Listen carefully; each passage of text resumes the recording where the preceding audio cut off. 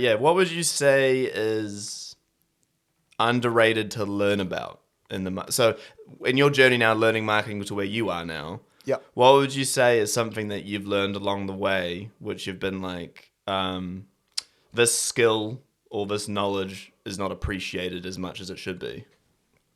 I got two of them for you. Let's go. And they're going to be, you would never have expected them. Number one, project management. Not so much that you can, do a systematic way, but it's more being able to take something big, complex, break it down into small parts, and more being able to prioritize what needs to be done first to get something complete. Hugely important, because what gives you credibility in this world is that you say something and then you get it done. It doesn't matter if you fail or not. You admit that. But because you actually said, I'm going to do this, I go ahead, people trust you because they might not like what you're going to do. But you still did it anyway. So they know that, oh, well, this person's predictable in that sense. And that's why people build your trust. That's why they go, okay, well, I'll promote him because if he says he's going to do this, he's going to work bloody hard to get that way. The second one, and I mean, it's a constant learning, and this is something that regardless of what you do, this is why you don't need a degree, essentially. I mean, some ones you do. But this is what will make you just a worker to someone who gets not only fulfilled in life from their job, but helps other people. And that's stakeholder management. I mean, that's a really technical term, but it's all about people skills. So if you can go to the sea, and look, over time, as I've gotten older, I mean, somehow I've developed a bit more anxiety. And so it's a little bit harder. You're kind of like not as keen to make friends or to talk to people. But when you think about when you're young, you're just like, yeah, come home, meet everybody. You need to keep that mentality that no matter who they are, what they are, they're just a person and you have great yarns. Sometimes you might think, oh, look, I've got shit banter. Like, for me, I'm not a sports person. Like, I can't tell you, besides how to do like a try in a rugby, how that kind of works. In a rugby? There you go, in a rugby. In the rugby, yeah. And I wouldn't even be able to tell you like any of the All Blacks now. Like, the last All Black I can tell you is like Richie McCaw, and that's... Yeah. But like... Fair enough. And I think I know too. I'm not that good with rugby. Yeah, but that's two more than I do. So, like, when you think about it, I was like, oh, like, it's New Zealand's got a big culture about rugby. Like, people want to talk about it. But it's that stakeholder management, knowing that, like, they don't need to talk about rugby. You can talk about something completely different. Find that common ground.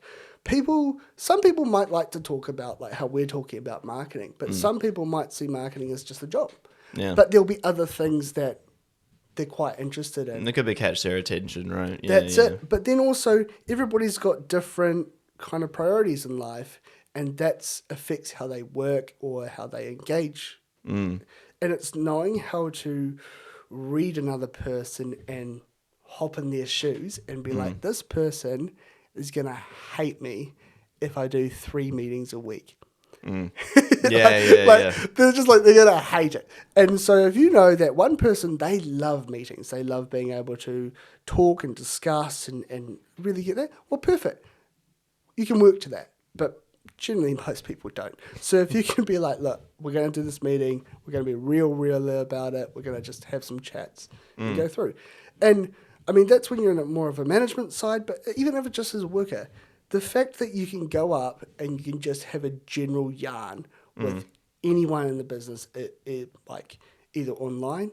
One thing I did when I was 2 companies ago during lockdown, because I just thought it would be funny and it really benefited me, was I figured, well, everybody's at home in COVID, right?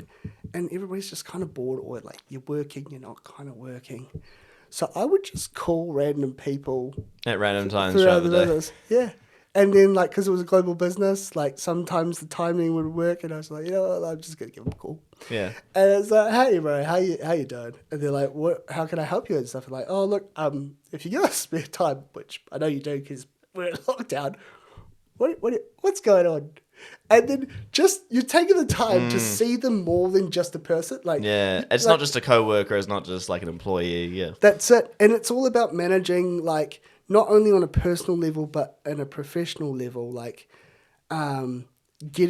that's what makes you great is that you don't have to be a manager to still be a leader. You find what they're good at, and then you work to really push that out of them. So if you know, say, Scotty, you're in marketing, but I know that you're really good with audio, you're good with podcasting. Well, I'm not going to get you to do analytics, mate. Like, because you're going to be like, like, but I'm like, oh, sweet. He's going to get into content making. He can like do podcasts. He can do YouTube, like something that really gets him excited. So that even if you're doing the most boringest product, like toilet paper can be the best, sexiest thing. Yeah. Because you've got someone passionate about it, and that's all about stakeholder management. Is being able to be empathetic, understand them, and then play to their strengths. And that's kind of, I would say, that's probably number one. Stakeholder management and project management. That's it. That's working, bro. Yeah, man.